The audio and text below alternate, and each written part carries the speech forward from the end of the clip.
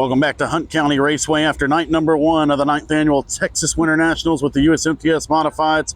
With your USMTS winner here on night number 1, Jason Hughes in the number 12 machine. Jason, talk about the race tonight. Started on the pole, faded back to about second or third, and just stayed persistent on the top side of the speedway, tried to stay smooth and maintain your speed, and were able to get back to the front. Yeah, I stayed hooked on that top side because they was on the bottom when they got by there, and tried to be smooth and not run off the end. It was a thin line up there, so just wanted to play patience, but you had to go hard at the end there, so you had a shot to win. Yeah, absolutely. A tricky racetrack, kept changing. In first few heats, it was on the bottom and then switched to the top for some of those later heats. I think it switched in the middle of my heat race there.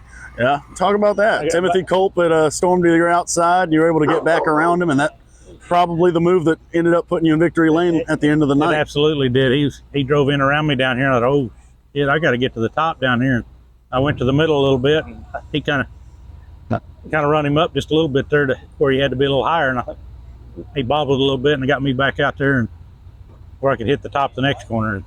Yeah. Well, done it. So as I said, in victory lane, 3 in a row for you with the USMTS competition. How hard is it for you to stay consistent when you don't run with these guys every race like some of the other competitors? We made every race last year. We run second in national points. We're going to be out there every night this year. All right. See if we can get one spot better in that championship pace. Yeah. So it seems like every time they run around here, you pretty much pick up the big check.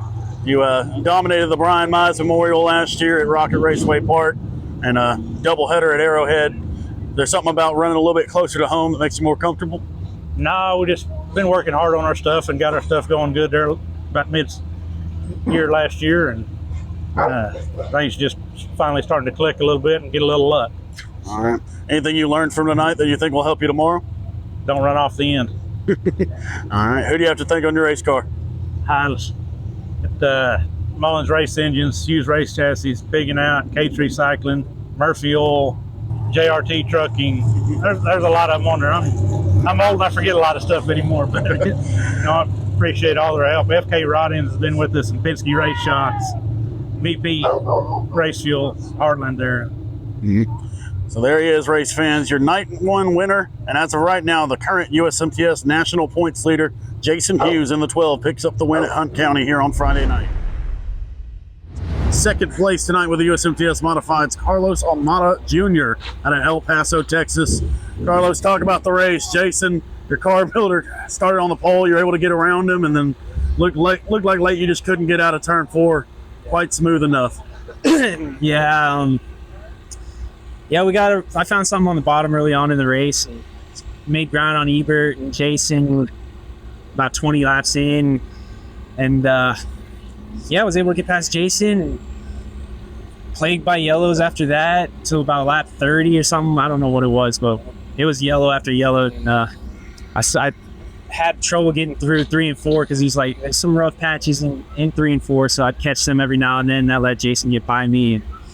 But all in all, we had a good car, and if I'm going to lose to anybody, I'd like to be Jason. Yeah, so 49 Modifieds here tonight to kick off the 2024 season. Another huge year for USMTS, and you walk in here, you defeat 47 others. How much of a shot in the arm is that? Oh, that's awesome, man. We were just looking to come out here, run top 10, to run in the top 5 and be leading for 15, 20 laps is awesome, and we're just hoping to keep that consistency throughout the year and see how it goes. Yeah, so you said this is your first trip to Hunt County.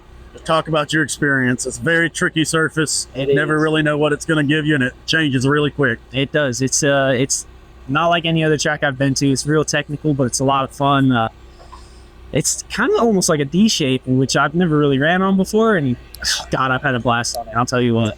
Oh yeah, y'all were 3 wide for quite a while. The finish didn't quite end up being as good as some of the racing was because it was plagued by cautions, like you said. But a lot of people talk about how narrow the track is, but it still provides some 3 wide racing and some good stuff out there. For sure, it was definitely wide. It was racy, or two laps. It's a little narrow going down the front straightaway, but the back straightaway is pretty wide. And 1 to 2 is pretty wide, but it's a lot of fun to race on, and I'm glad we were able to go 3 wide, put on a show for the fans. Yep.